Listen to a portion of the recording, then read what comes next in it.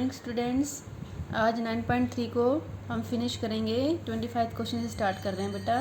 24 तक हम डिस्कस कर चुके हैं। देखो क्या गिवन है हमें, A B C and D are in GP sorry, ठीक है। A B C D geometric progression में है। Show that A square plus B square plus C square into B square plus C square plus D square is equal to A B plus B C plus C D whole square. अब करना क्या है आपको, simply आपको जो A B C D चार terms हैं GP की, उनको हमें जैसे टर्म्स हमारी होती हैं, फर्स्ट टर्म हमारी ए एज इट इज़ रहती है, सेकंड टर्म जो हमारी बी है वो उसका फार्मूला क्या बनेगा ए आर, थर्ड टर्म जो हमारी सी है उसका फार्मूला क्या बनेगा A R cube, fourth term जो हमारी डी है उसका फार्मूला बनेगा ए आर क्यूब। ठीक है, चारों का हमें फार्मूला लिख लेना है।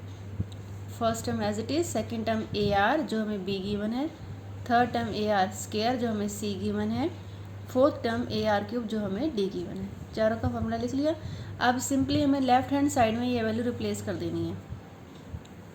ठीक है, लेफ्ट हैंड साइड जो हमें गिवन है ये A square plus B square plus C square, इसमें वैल्यू रख दी, सारी वैल्यू रख दी आपने। ठीक है, उसके बाद जो हमें कॉमन मिल रहा है हमने कॉमन निकाल लिया। जैसे पहले वाले फैक्टर से हमें ए स्केयर कॉमन मिल गया, सेकंड फैक्टर से हमें ए स्केयर और आर स्केयर कॉमन मिल गया। ठीक है, तो जो अंदर ब्रैकेट्स बची हैं 1 plus R square plus R 4, 1 plus R square plus R 4, ये आपका 2 टाइम्स हो गया, तो ये स्केयरिंग हो गया। ठीक है, और बाहर क्या है आपका A4 आर स्केयर। ठीक है, तो ये भी जो है आपका स्केयरिंग में, अगर आप इसको अंदर ले जाना चाहो तो ये ए स्केयर का स्केयर है, ये आर का स्केयर है। ठीक है, तो इसको भी स्केयर में कन्वर्ट कर लेंगे हम, तो किसका स्केयर हो जाएगा ये ए स्केयर आर का whole square.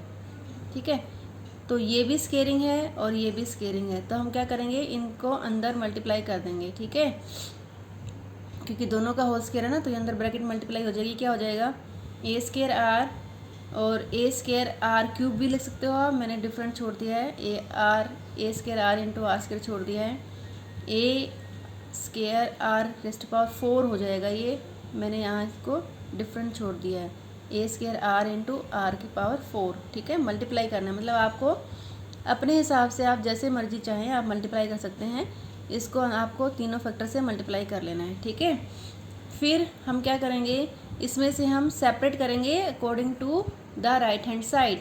Right hand side में क्या है ए और बी सेपरेट करना है आपको, तो हमारे पास क्या है ए स्केयर आर, तो ए अलग निकाल लेंगे, ए इंटू आर अलग हो जाएगा, तो ये ए हो जाएगा और ये आपका बी हो जाएगा। ठीक है, और सेकंड टर्म क्या है हमारे राइट हैंड साइड में बी सी, मतलब बी को जो बी की वैल्यू उसको अलग निकाल लो, सी अपने आप बच जाएगा।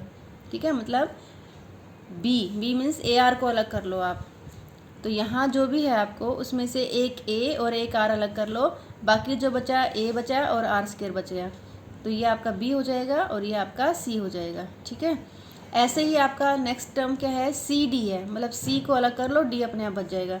सी क्या है हमारा ए आर स्केयर, तो यहाँ पर हम ए आर स्केयर अलग कर लेंगे, एक ए अलग हो गया और यहाँ पर आर की पावर 5 है तो आर स्केयर अलग हो गया, तो कि ए बच जाएगा और आर की पावर क्यूब बच जाएगी।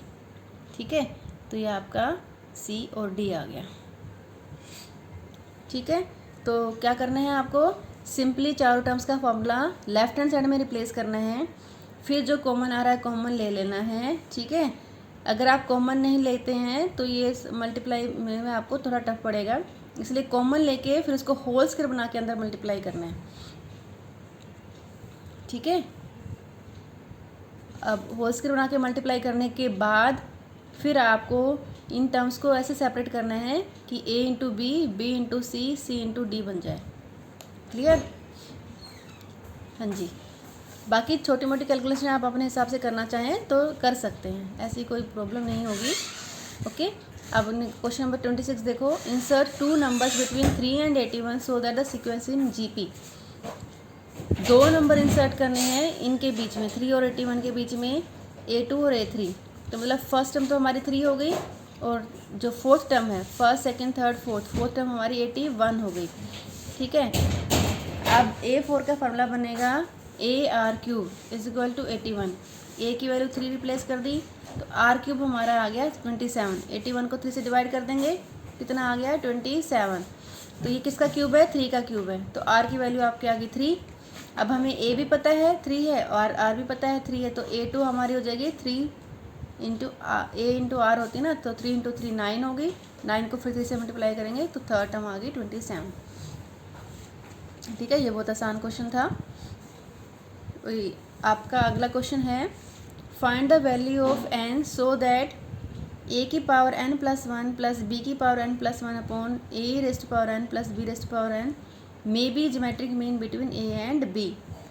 ठीक है, तो ज्योमेट्रिक मीन क्या होता है बेटा, जैसे 3 टर्म्स आपकी a b, चलो यहाँ पर मैं c ले लेती हूँ, a c b तीनों अगर आपकी ज्योमेट्रिक मीन ज्योमेट्रिक प्रोग्रेशन में है तो कॉमन रेशियो बराबर होती है c upon a is equal to b upon c। तो c स्क्वायर कितना बन गया a b, और तो c कितना आ जाएगा अंडर रूट a b। तो ये हमारा ज्योमेट्रिक मीन होता है, मिड। ठीक है, तो जो दो नंबर हैं उनका ज्योमेट्रिक मीन क्या होता है, अंडर रूट ए बी। तो यहाँ पर दो नंबर हमने लिए हैं a एंड b, तो उनका ज्योमेट्रिक मीन क्या हो गया अंडर रूट ए बी। ठीक है, वो किसके इक्वल दे रखा है, इसके इक्वल दे रखा है। Find the value of n so that this factor is geometric mean between a and b। Means ये जो है a b के ज्योमेट्रिक मीन के इक्वल है, तो ये हमें गिवन है।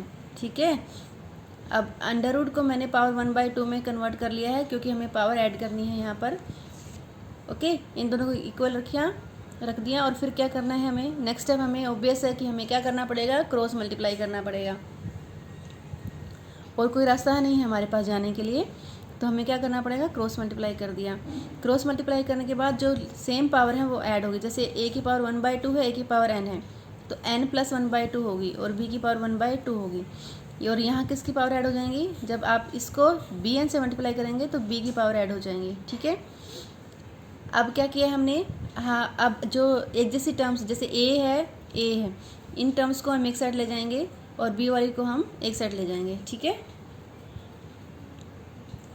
इसको हम लेफ्ट हैंड साइड ले गए और इसको हम राइट हैंड साइड ले गए क्योंकि ये लाइक टर्म्स हैं। अब यहाँ से हमें कॉमन निकालना है।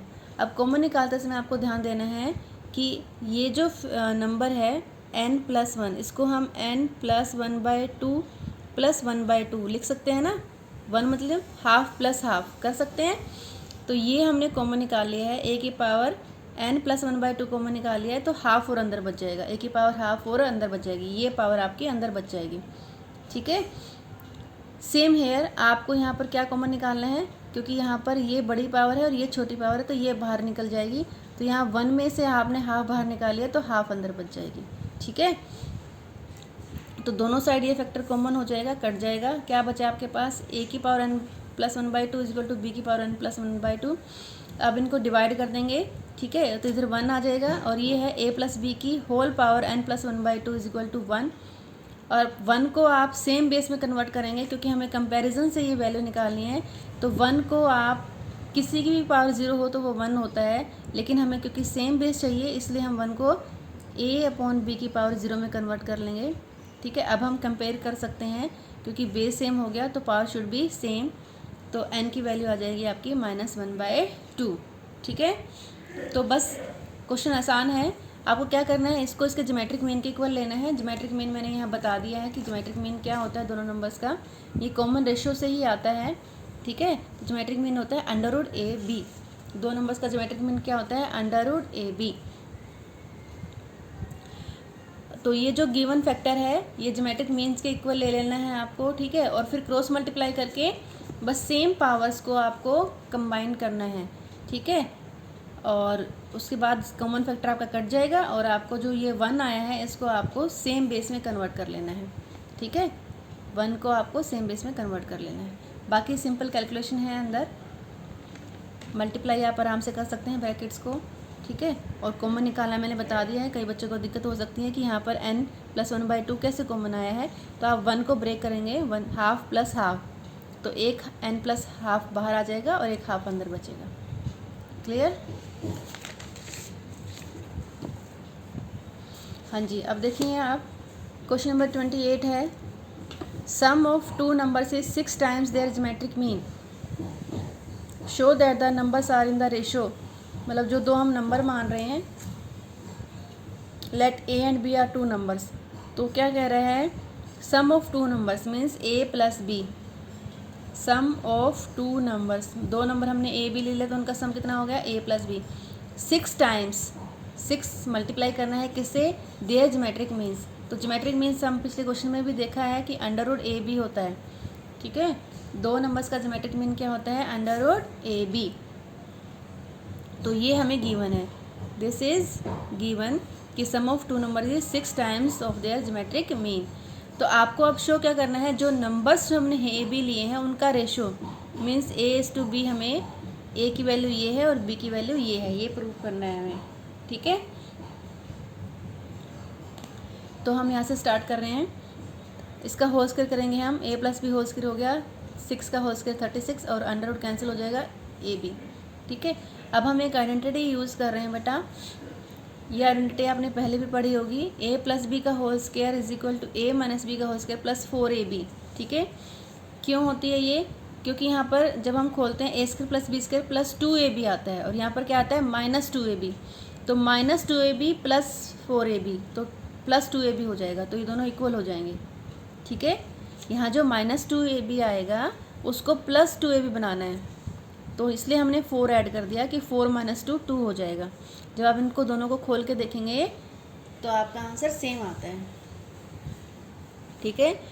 तो ये आइडेंटिटी हमने यूज़ की है, तो यहाँ पर हमने ए प्लस बी होल स्क्वायर की वैल्यू कितनी रख दी है, 36ab, तो यहाँ से 36ab में से 4ab माइनस हो जाएगा, कितना आ जाएगा 32ab, ठीक है। तो a minus B whole square हमारा आ गया 32ab।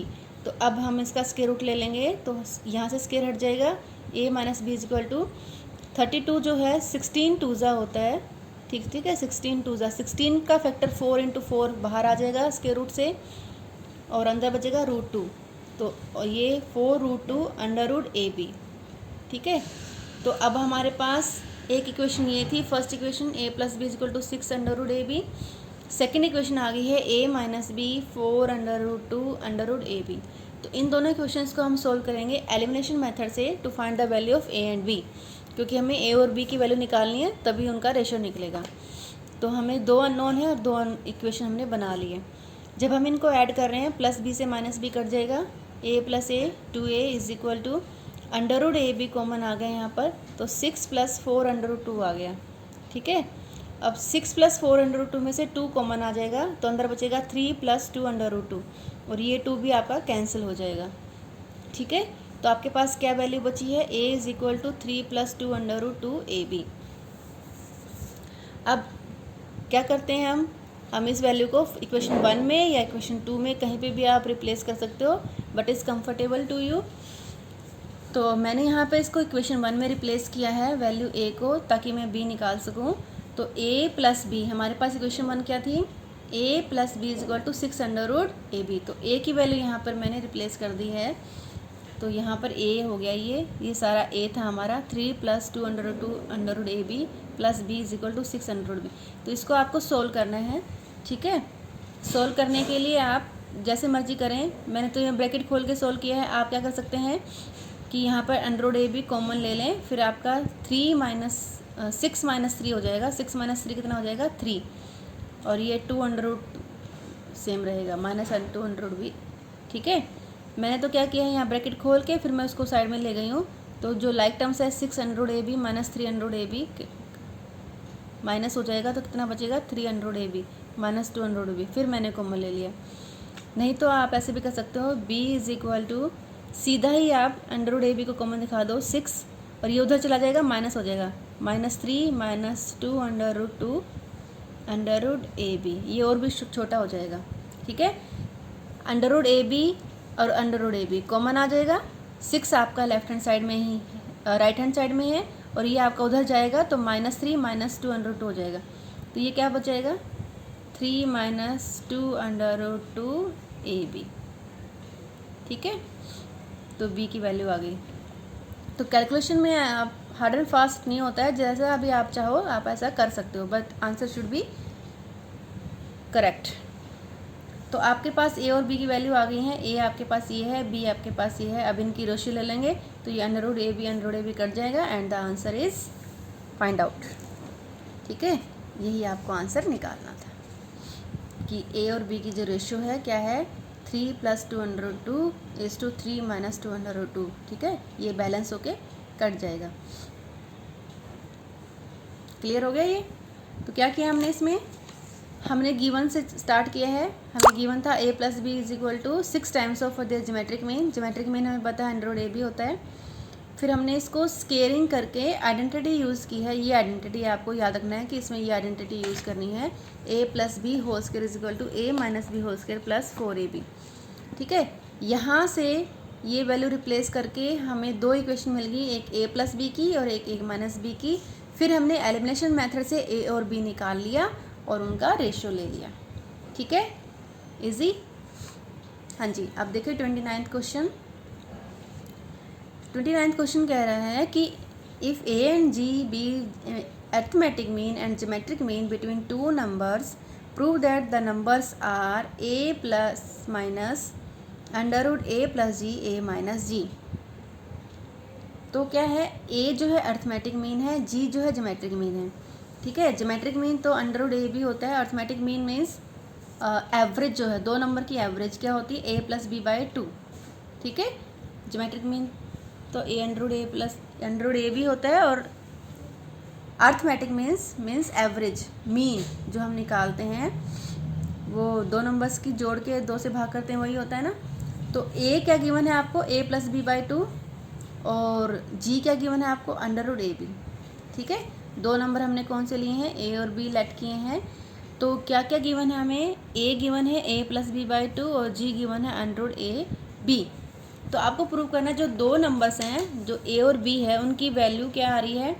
a की वैल्यू तो a + अंडर√a + g × a - g आएगी और b की वैल्यू a-, यहाँ दो वैल्यूज़ हैं, एक प्लस के साथ एक माइनस के साथ। प्लस के साथ a की वैल्यू, माइनस के साथ b की वैल्यू, ये प्रूव करना है आपको। तो हम इसी से स्टार्ट करेंगे। ठीक है, हम इसी में a और g की वैल्यू रिप्लेस कर देंगे। तो जब हम प्लस लेंगे तो हमारा आंसर a आ जाएगा, जब हम माइनस लेंगे तो हमारा आंसर b आ जाएगा। देखिए, हम इसी को सॉल्व करेंगे। तो यहाँ पर a + g a - g है, तो हम a + b a - b को a² - b² लिख सकते हैं। ठीक है, हमने पढ़ा हुआ है a² - b² क्या होता है, a + b और a - b। तो a + b × a - b को हम a² - b² लिख सकते हैं। Same here a + g a - g क्या हो जाएगा, a² - g²। Now we are going to replace the value of a and g। a की वैल्यू क्या है, a + b/2 प्लस माइनस ये इस a की a² कितना हो जाएगा, a + b/2 का होल स्क्वायर और g का स्क्वायर क्या हो जाएगा, अंडर रूट हट जाएगा बस। ठीक है ना, क्योंकि g कितना है अंडर√ab और g² कितना हो जाएगा ab, अंडर रूट हट जाएगा। अब क्या करना है आपको, एलसीएम लेना है। मैंने यहाँ पर आपका होल स्क्वायर भी साथ साथ खोल दिया और एलसीएम भी ले लिया।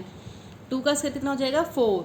ठीक है, एलसीएम हो गया 4, ये 4 इधर मल्टीप्लाई हो जाएगा -4ab। क्लियर, और यहाँ इसका होल स्क्वायर खोल दिया, a + b का whole square a² + b² + 2ab। ठीक है, तो यहाँ पर एलसीएम साथ साथ लिया है और होल स्क्वायर भी साथ साथ खोल दिया है। अब क्या करना है, a² + b², यहाँ पर क्या आ जाएगा -2ab आ जाएगा। ठीक है, तो ये किसका होल स्क्वायर बन जाएगा, a - b का होल स्क्वायर और नीचे किसका स्क्वायर है, 2 का स्क्वायर। ठीक है, तो ऊपर तो a - b का स्क्वायर बन जाएगा, नीचे 2 का स्क्वायर बन जाएगा। अब दोनों ही होल स्क्वायर है तो ये आपका स्क्वायर रूट कैंसिल हो जाएगा। क्या बचेगा आपके पास, a + b/2 plus minus a - b/2। तो एक बार इसको प्लस के साथ सोल्व करना है, एक बार इसको माइनस के साथ सोल्व करना है। जब हम इसको प्लस के साथ सोल्व कर रहे हैं, ठीक है, ये सिर्फ प्लस है, जब हम इसको प्लस के साथ सोल्व कर रहे हैं तो ये -b तो कट जाएगा क्योंकि एलसीएम सेम है, तो -b कट जाएगा और ये 2a/2 कितना हो जाएगा a। ठीक है, और जब हम इसको माइनस के साथ सोल्व कर रहे हैं तो ये -a + a कट जाएगा और ये b और ये माइनस क्या हो जाएगा +b। ठीक है, 2 टाइम्स ऑफ b/2 कितना हो जाएगा b। ठीक है, अब आप इसको एक बार एलसीएम लेके सोल्व कर लें आप। ठीक है, तो इसका आंसर a आ जाएगा, इसका आंसर b आ जाएगा। Clear, Okay, now today complete the exercise 9.3.